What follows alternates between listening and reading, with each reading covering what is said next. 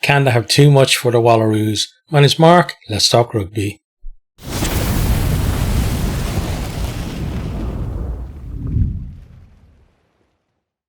Canada got a really quick start in this one. First few minutes they get over through Hogan Rochester. Just, a nice break, good hands, and then just absolute pace from her to finish out wide. Conversion missed, 5 points to 0. Australia don't get themselves back level a few minutes later. Miller herself showing good pace to finish. But, as I said, they're back level. But a feature of this World Cup has been that the top sides, when they concede, it doesn't take them long to respond. And same here for Canada. Corrigan shows good strength to ride a tackle and then stretches out to score. Conversions missed. It's 10 points to 5. More pressure then from Canada. The Australian defence just can't keep the goad out, and she goes over from close range. She converts her own try then for 17-5. Canada comes surging forward. Great hands from forwards and backs. They, really stretching that Australia defence close to the line. And then as they go wide, Australia run out of defenders and Corrigan is over for her second. That's converted for 24 points to 5. And Canada in complete control on the scoreboard. The Walaroos then looking for a response, batter away at the Canadian line, but they get held up over that line. Great defence from Canada there. And that's been, again, another feature of the top teams. It's, before it used to be just a case of, the top teams were just so good that they were just going to outscore the opposition, right? And if they get a few tries, whatever, it doesn't matter. But the defensive performance from, the real top tier teams in this World Cup have been absolutely excellent.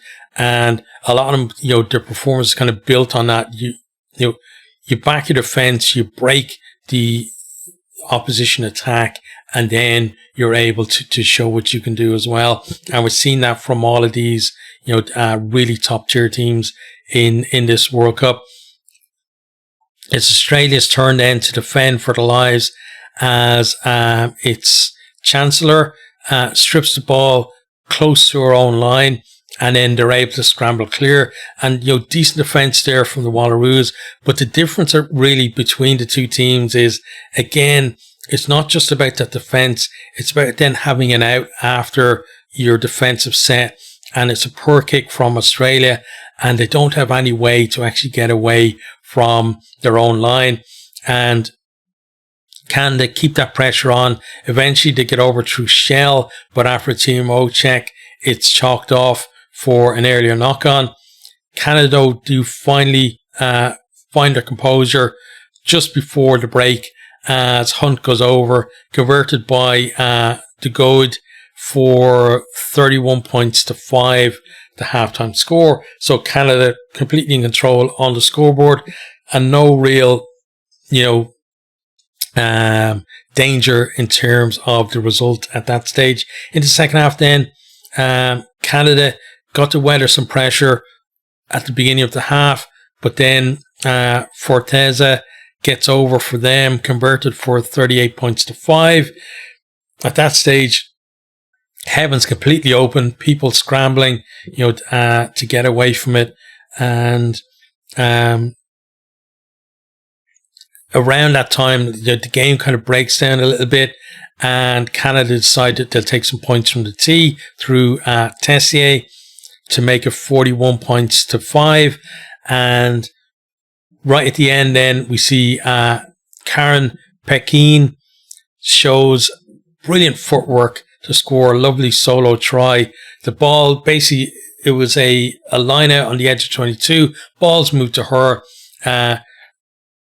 She shows nice pace and then steps around the cover and goes over to score. Conversion missed. 46 points to 5 is the full-time score. Okay, so let's have a look at the stats before we have a chat about each of the teams. So starting off, territory 53 to 47 in favour of Canada and 57 to 43 possession-wise in favour of them as well. So Canada, having most of the ball and most of the possession. We don't often see, the top teams actually doing that. A lot of the top teams, they like to let the opposition have the ball, go through a number of phases and then break on transition.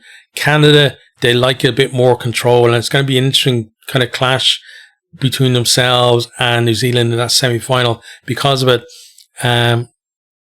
Onto then attack. So meters carried 754 for Canada to 289 for Australia. So 163 carries for Canada. So we're talking, around about 5 meters or so per carry for them. And for Australia, we're talking about just under 3 for them as well. So Canada, more of the runs, but also, making more meters every time they run as well. 99% ruck success is brilliant because we're seeing kind of an average around about 95% across the tournament, even from the top teams. 94% from Australia, respectable, but when Canada that good at the breakdown, you're not going to get much change out of them. Defenders beaten then 49-17 and offload 17-1. So Canada, again, the team looking to move the ball, looking to keep it alive. And you can see that as well, coupled with that ruck, ability to secure their own ball and move it quickly as well. Passes them 157-131 and rucks won 121-75. Then on the maul, 5 mauls for Canada for 56 maul meters, which is an incredible, total for them, averaging over 10 meters per maul. And then Australia didn't go to the maul at all.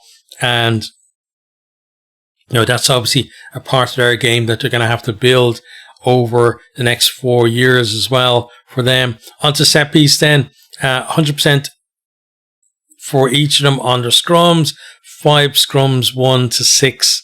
And then lineouts, 11 won by Canada, 6 by Australia. And Australia really struggling on their own ball. 2 lineouts lost for Canada, but 4 for Australia. So 85% for Canada.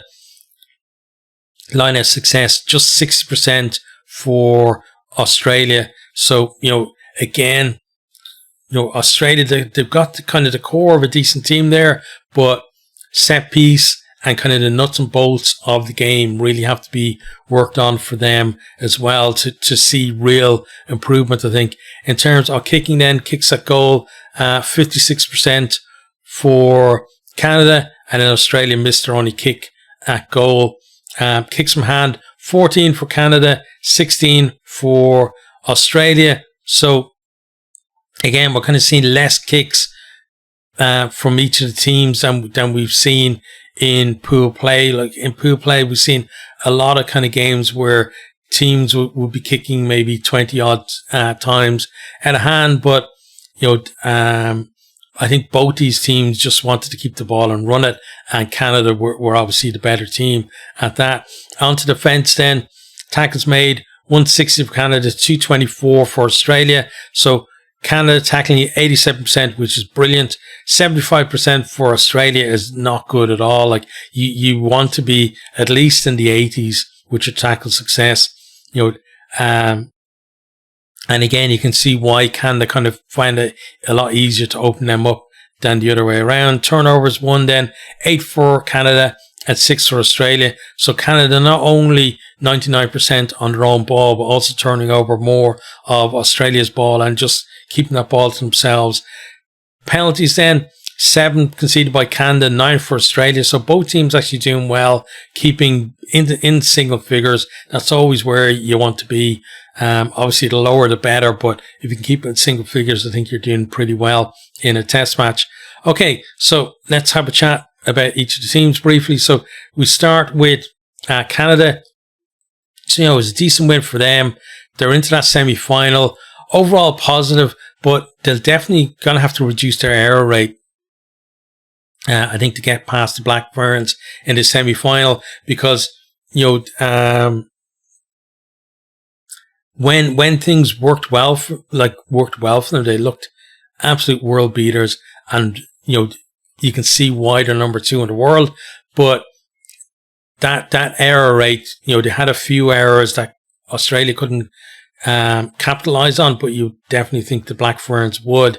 But I think for a lot of the teams going into the semi-finals, it's going to be the same thing as well, as whoever can kind of minimize their errors is probably going to make the final, because no team has been absolutely completely perfect coming through the pool stages and these first knockouts here as well. Then on to Australia, so fair play to them. The heads never dropped. They kept going right until the end, and they're the host next time. And I think in terms of development, they've got 4 years now to develop and try to make that step up, because I think in the home World Cup they're going to want to go at least a step further than they did this time.